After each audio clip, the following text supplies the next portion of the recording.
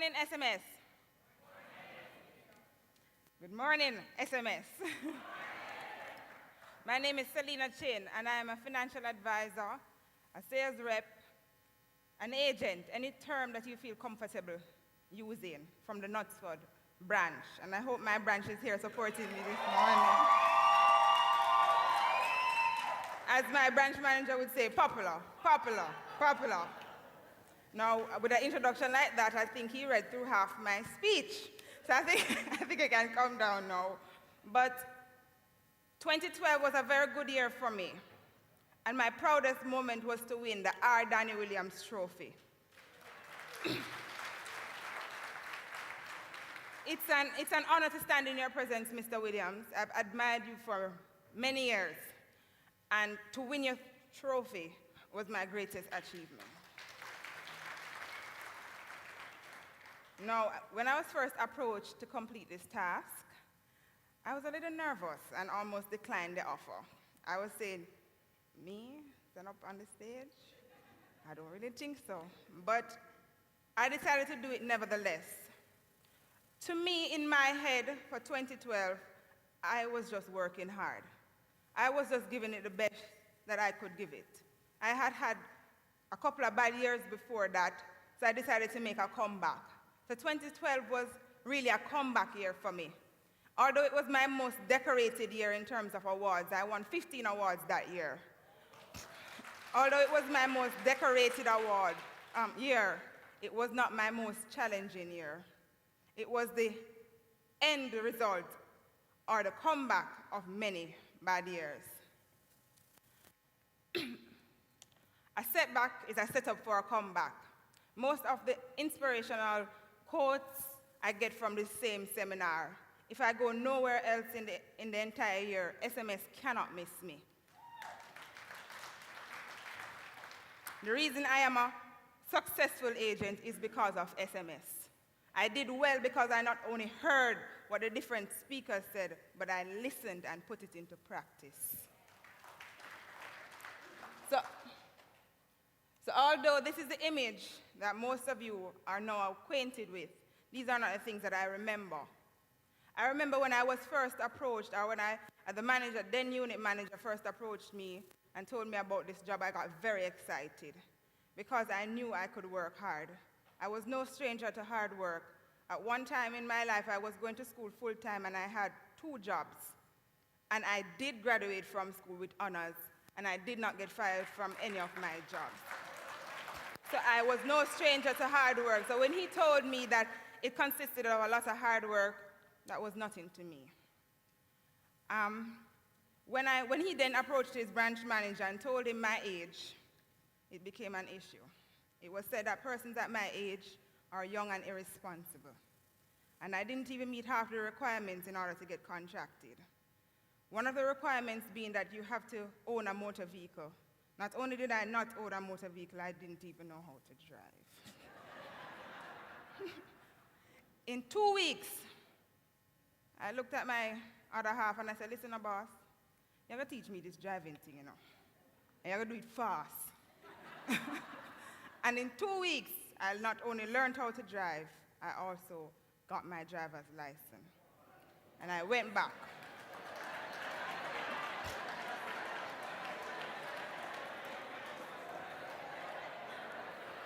And I went back. Sure, I was going to get contracted this time. And I was now told that I don't have a motor vehicle. So I went to my mother and I said, Mom, I really, really feel excited about this job and I think I can do well at it. I just need one little thing. I need a car. And she could see the passion in my eyes and she said, okay, my darling, I believe in you. And we scraped everything we had and put it together and bought, well, I wouldn't even call it a car. A little pot. When I just got that car, I tinted the glass so dark that nobody could see me. But I needed to have a car in order to get contracted, and I went back. And I guess the manager realized how determined I was. There were persons who came after me and was getting contracted before me, but I didn't give up because I decided that this was going to be the career for me. I was introduced to then Life of Jamaica in August 2007, and it took me August, September, October, November, December, January, February, March, April. It took me 9 months to get the job. It was as if I was pregnant. But I didn't give up, and on April 1st, 2008, I was glad, I was happy, I was overjoyed. I was now an agent.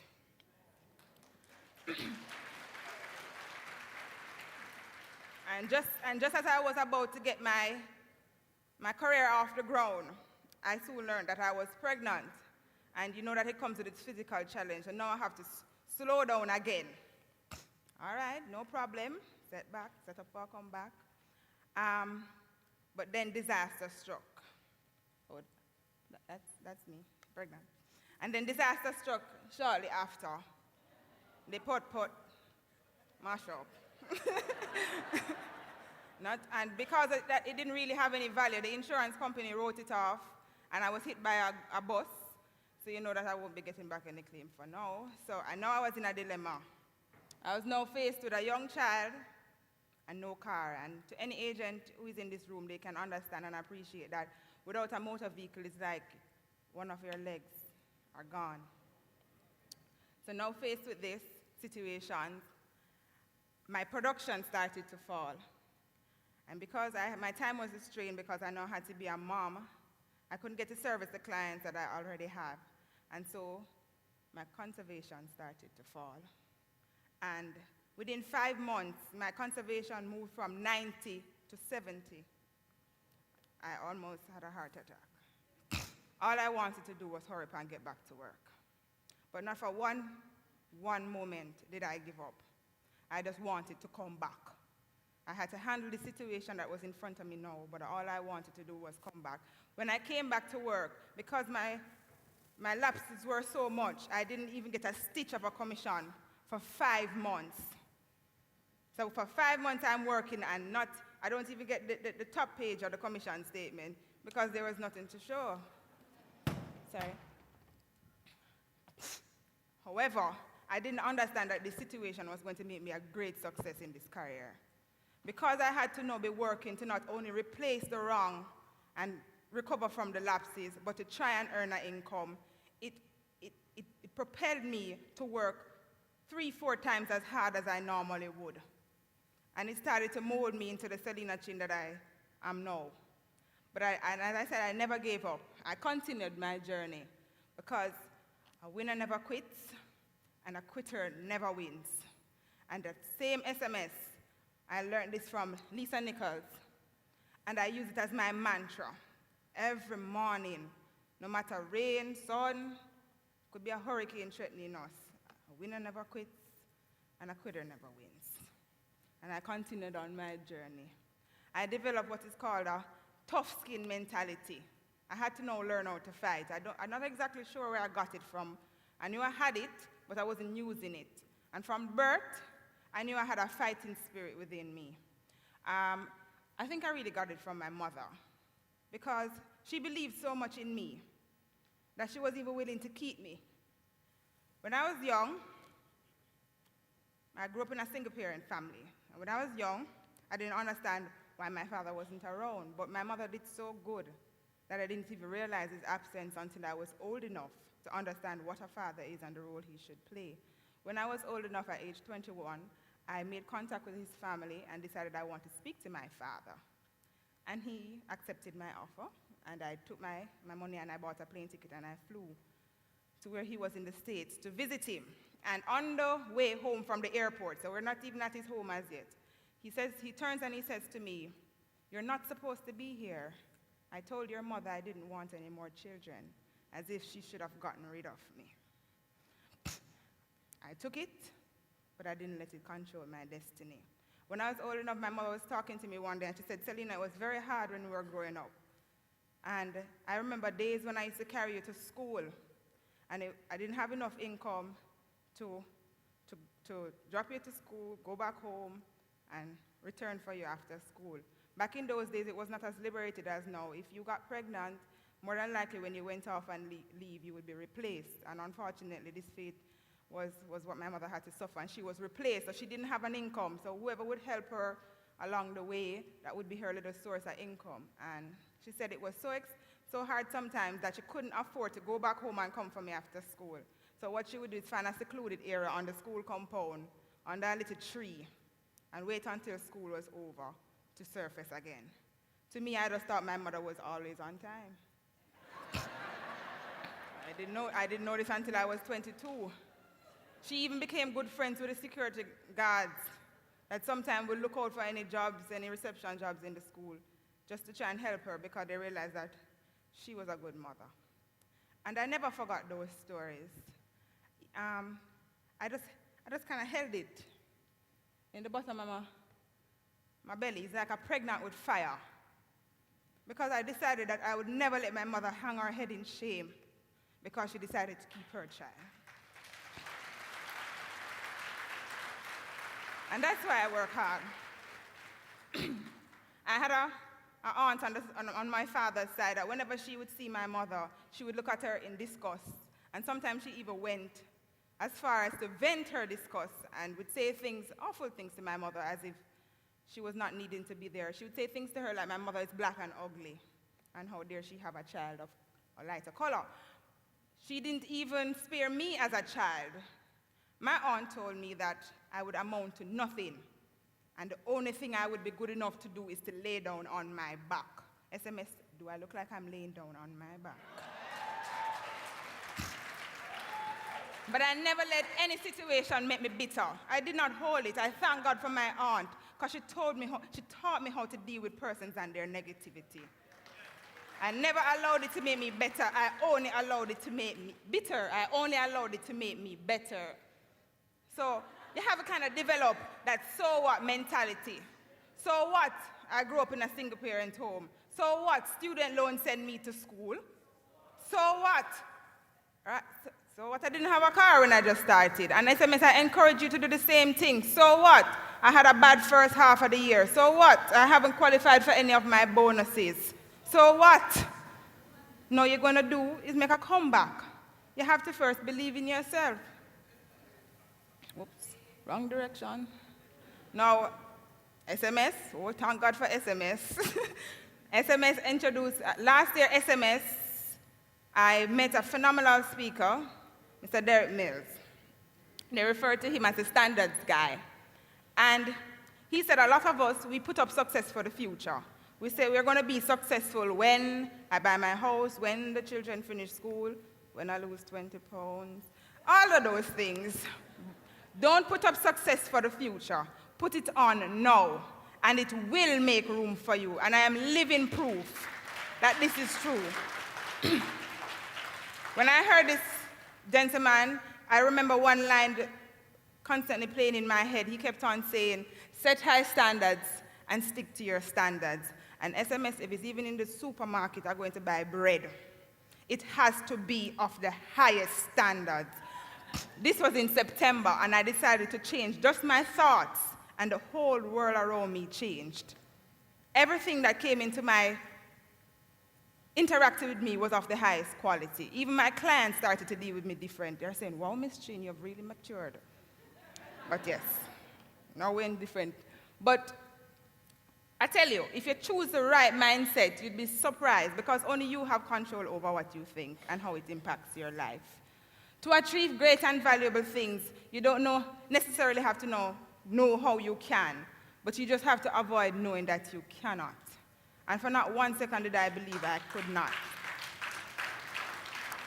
So this is September, shortly after returning back to normality at home after SMS, Mr. Walter Grant called me, and he said, has anybody who has ever interacted, big up yourself, Walter Grant, wherever you are, has anybody has ever interacted with Mr. Grant? He said, little girl, you know, you can't win the Danny Williams trophy. I might trophy that, you for win it. I said, I didn't even know I was in the running. I was just working hard. I wasn't paying attention. So then I started to look at my previous month's performance. Remember, we're in September, 9 months has passed. I started to look at my previous month's performance, and I realized that I was constantly in the top 10 for the trophy.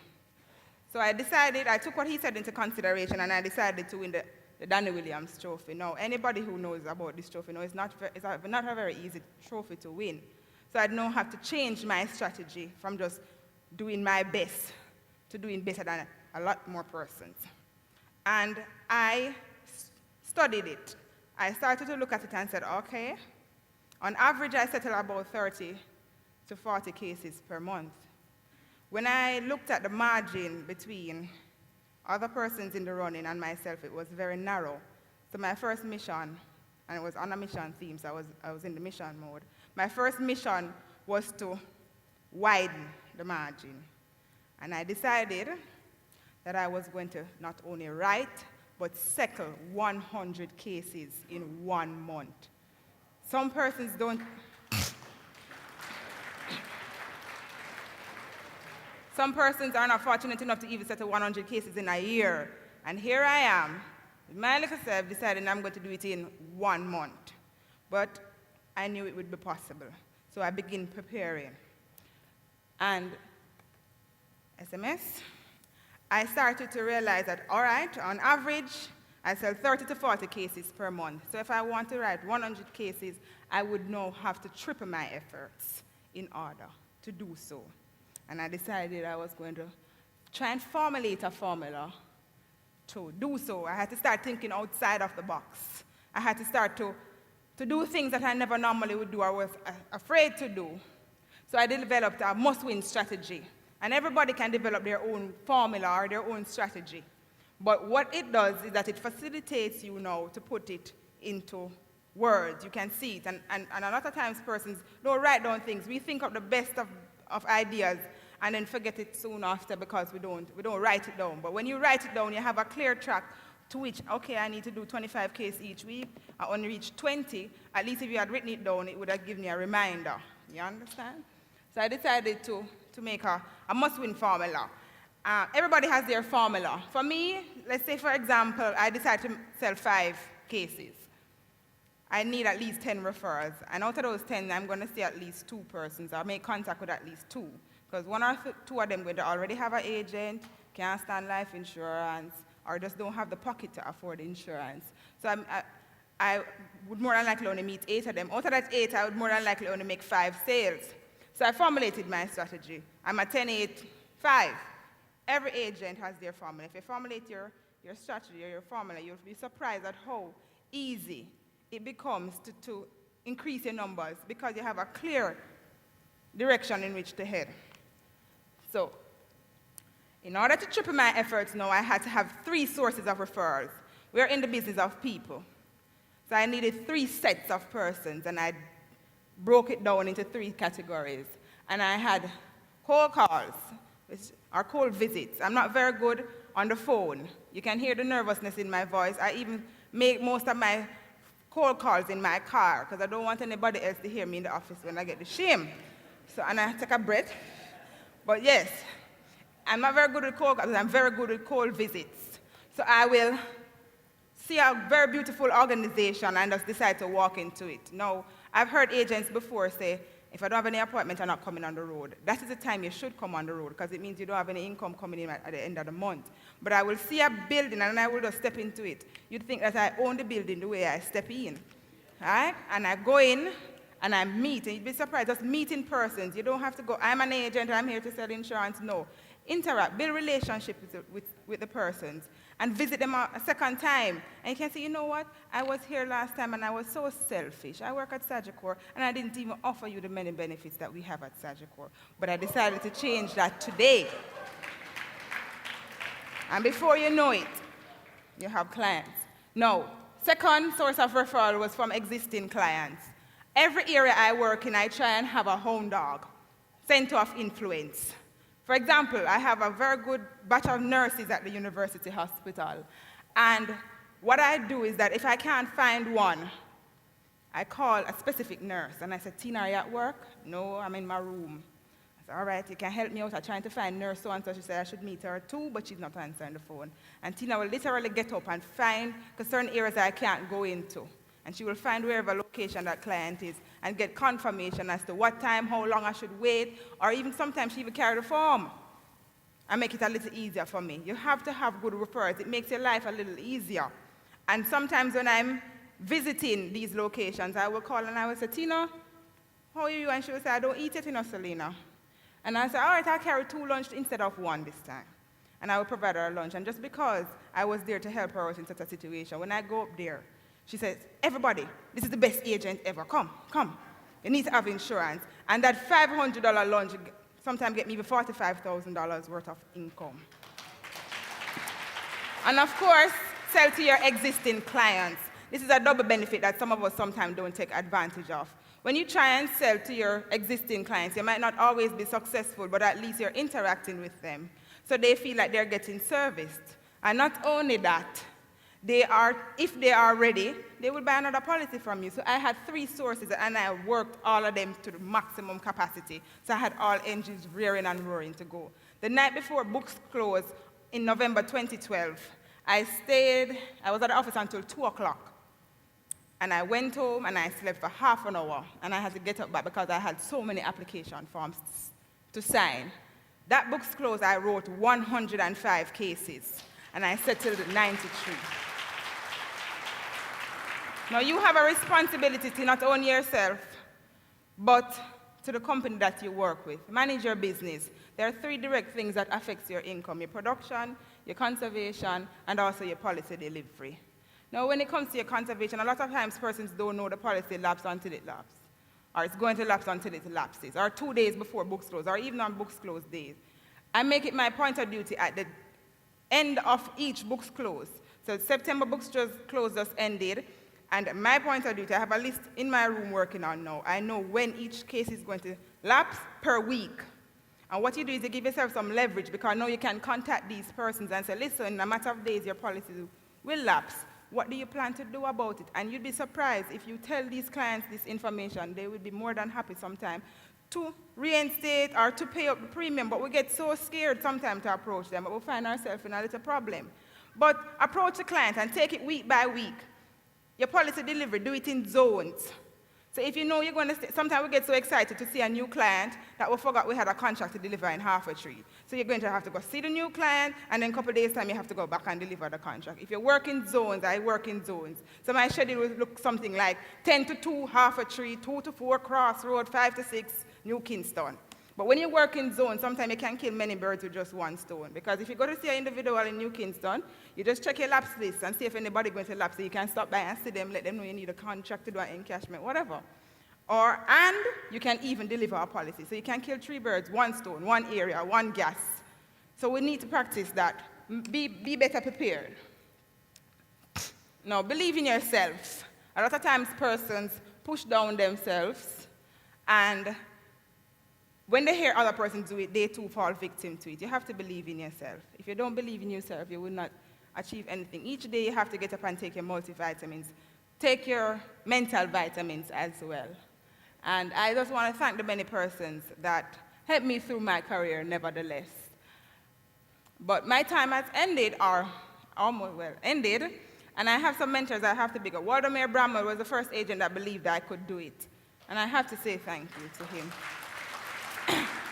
15 minutes with Waldemar Bramwell in 1 month made me agent of the month, the following month. 15 minutes. I have to thank Christopher Law, because not only was he a mentor to me, he taught me how to win. He taught me how to compete. And of course, Mr. Albert Lyons, who believes I am a success already. Now, SMS, I encourage you, whenever faced with an obstacle, look it directly in its eye and say, do your worst, for I shall do mine. If you think you're bad, guess what? I am badder, and you can't stop God Pitney. And just as our executive vice president says, don't wait until the iron is hot to strike. Strike it until it gets hot. And what you do, strike again. Now, I would like you to repeat with me. Anytime life hits you hardest, what must you do, SMS? Keep moving forward.